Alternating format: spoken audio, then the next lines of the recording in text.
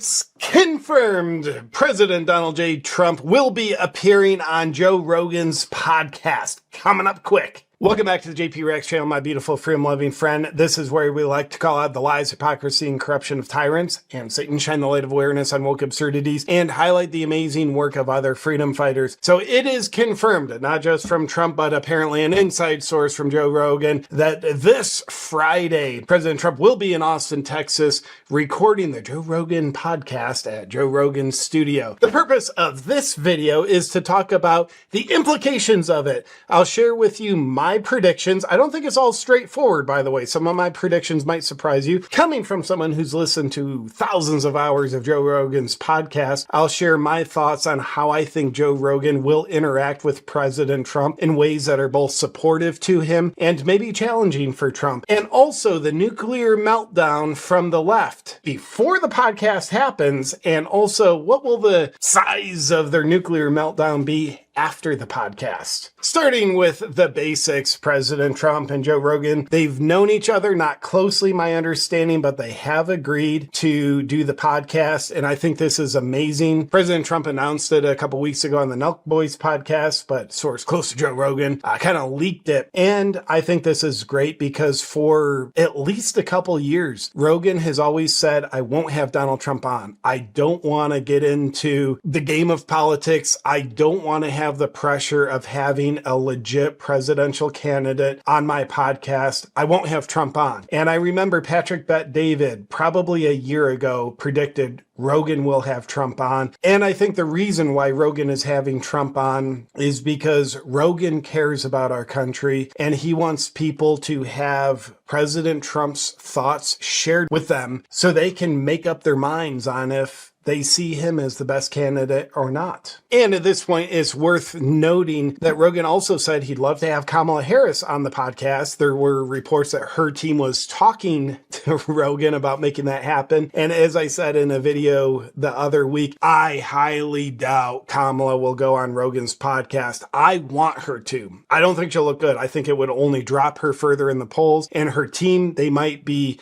clowns, they might be evil, but they do have some level of intelligence to them. Not a lot, but they have some level of intelligence, which means they know that her going on such a free-form, long podcast like Rogan, who comes from my experience, a very genuine place. He's not out to make people look bad, not out to make them look good. He's there to ask questions, have a conversation, and expose their thoughts so that listeners can make up their own minds.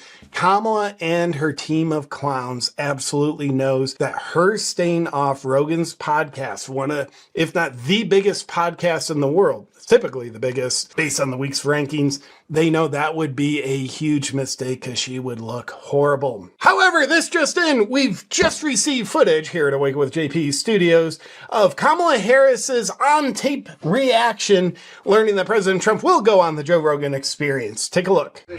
Donald J. Trump is now President of the United States. President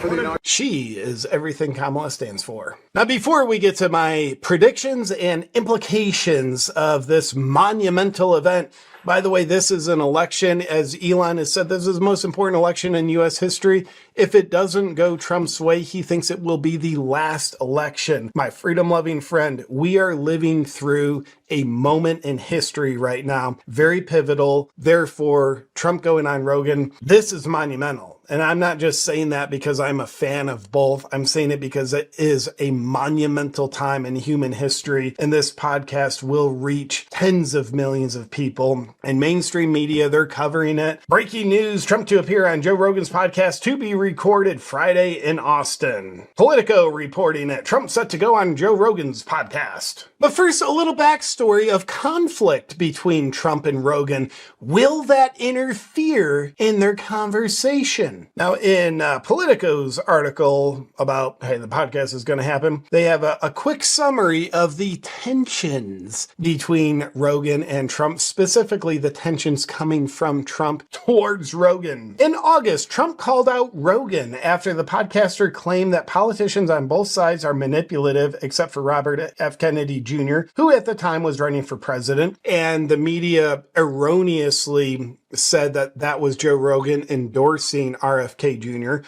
Rogan loves RFK Jr. However, Rogan himself said that was not an endorsement, but President Trump interpreted it as an endorsement, and then on True Social sent out shots at Joe Rogan, such as, "It will be interesting to see how loudly Joe Rogan gets booed the next time he enters the UFC ring. Mega 2024, Trump posted of Rogan, who is a UFC commentator. Now that tension, combined with Rogan talking about how he would never have Trump on because he doesn't want to have that pressure on him. Throughout the years, he's also said some negative things about Trump, and more recently, he's been speaking much more positively of President Trump. Here's my prediction on that. I don't think those tensions will be felt between the two whatsoever. President Trump tends to criticize almost everybody who's not deliberately on his team. RFK Jr. is now incredibly aligned on Team Trump. Yet just 6 months ago, President Trump was speaking negatively about RFK Jr., saying yeah, he shouldn't be at the debate. He's not a real candidate. So criticizing and tearing down people, it's either part of Trump's personality or it's a strategy of his. And it seems as though he does not hold grudges. And Rogan seems to be a sensible guy where I don't think he would hold a grudge because President Trump said that about him. So I think that past little tension, it will have zero implication. Now, to the predictions and implications of the podcast. We'll get back to the video in just a second, but first, I think we've all been reminded quite a bit lately that it's important to stay sharp, whether you're running a country or just running your own household. From my perspective, no matter how old you are, we can't let the years slow down our mental game.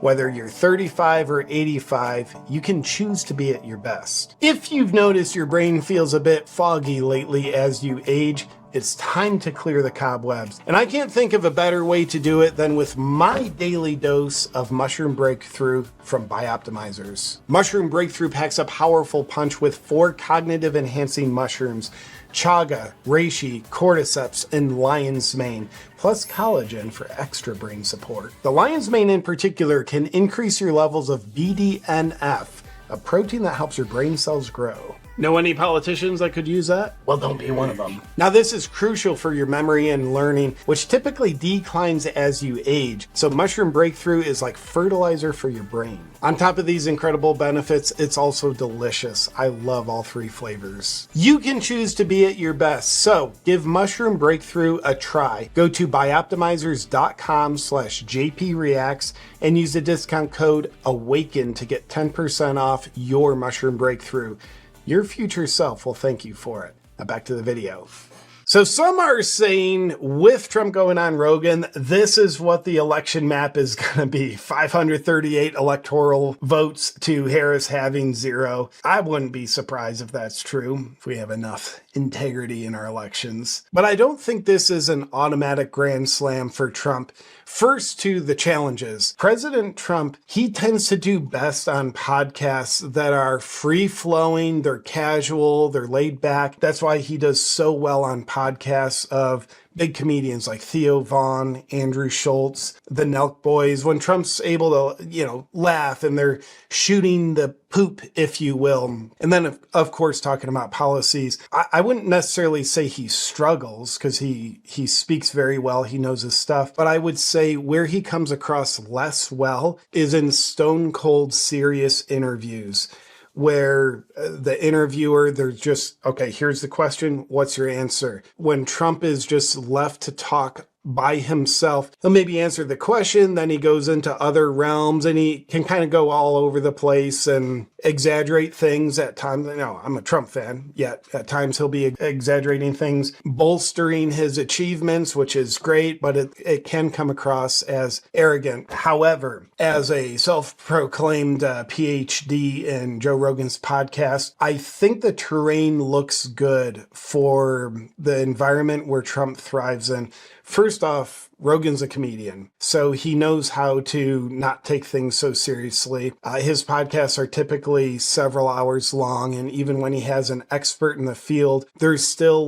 shooting the breeze conversations about just whatever insignificant topics. I think that would be good for Trump, and I would guess it's probably likely from Rogan. Joe Rogan, he seems as though no matter how big of a star he has on, he's always laid back. He's casual. He's talking to him just like it's a friend. They're having dinner with them. So I think how Joe Rogan approaches it will play into what works best for President Trump and getting him to come across well. Now, I would say probably the biggest challenge Trump might have is Rogan has a big BS detector. So if something sounds like BS to Rogan, whether it's true or not, he'll question it. He'll push. He doesn't let guests get away with just making claims without asking them, like, why do you say that? What's your reference? Why is that true? So I think President Trump and, this election season with the interviews he's been doing, he seems like he's very on point, very factual. I can't imagine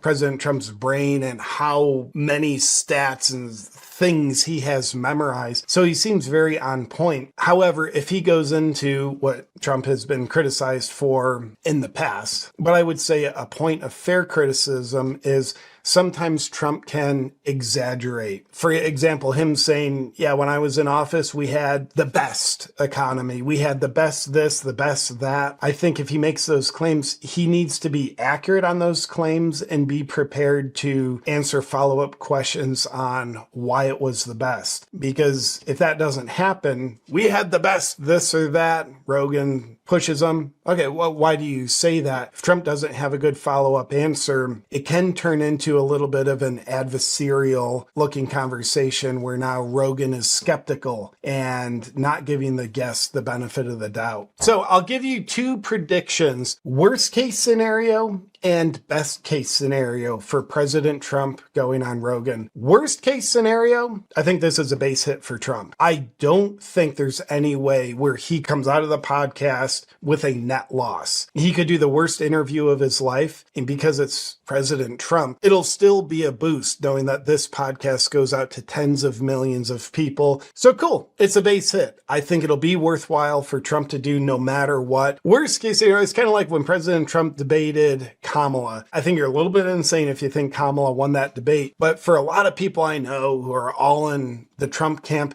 none of us walked away from that debate saying that was a home run or a grand slam for Trump. There was a common consensus in me and people I was talking to, like, I'm disappointed. I think Trump could have done a lot better. I think he won the debate, but that was like a base hit for him. So the disappointment wasn't because, he lost or that was bad for him. It was just like he definitely didn't live up to his potential of hitting grand slams. Best case scenario for the podcast. And I'll give you a wild card worst case scenario in just a second. Best case scenario, I think this is a grand slam. My bet is this is at least a triple, potentially a home run, and a grand slam for Trump is very reasonable to speculate. Trump has been doing phenomenal in the polls, and this podcast being recorded on Friday, presumably it'll have a fast turnaround time to when it's published for you and I to listen. So presumably by Monday or Tuesday of next week, maybe Wednesday or Thursday at the latest, but it will be released within a week of the election. And I think that is a major boost for President Trump. Just extra momentum for the guy who has all the momentum going in right into the election. Now, here's a little fear-mongering, the wild card worst case scenario. Now, apparently the source that leaked this information, I don't know if it was Rogan's camp or whose, the source leaked to the press under anonymity that this podcast is being recorded in Austin, Texas on Friday in Rogan's studio, whereas previously Trump had announced, yeah, I'm doing the podcast. He didn't say when or where. So the specifics have been stated. Now that brings security concerns to my mind. Rogan does not publish where his studio is in Austin, Texas. I'm not going to share my inside information about that, but I don't think it would be that hard for someone to figure out where Rogan's studio is. So if people are aware, all right, President Trump's going to be at Rogan's studio on Friday in Austin, Texas, just somehow following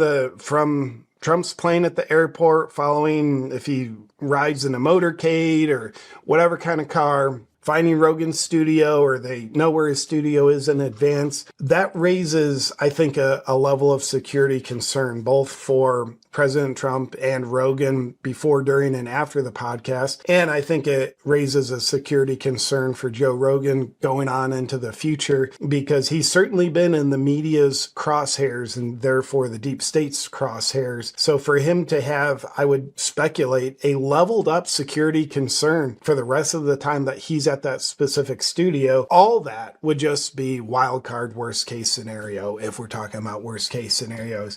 So with that said, we have a new holiday on our hands, everybody. It's a monumental occasion. President Trump going on Joe Rogan's podcast. I think this will be anywhere from good to great for President Trump. And stay tuned for Kamala to not take up the invite to be on Joe Rogan's podcast. She's running for the hills, ladies and gentlemen. I think seeing her on a major long-form platform with a level-headed interviewer that just wants to get the truth out there would be the absolute worst case scenario for her. So, Team Trump all the way. Let me know what you think is going to happen in the podcast. What's your number one prediction of what will come of it? Look forward to reading your thoughts in the comments below, because I am literate, ladies and gentlemen, and I'll see you on our next video. But until then, stay free.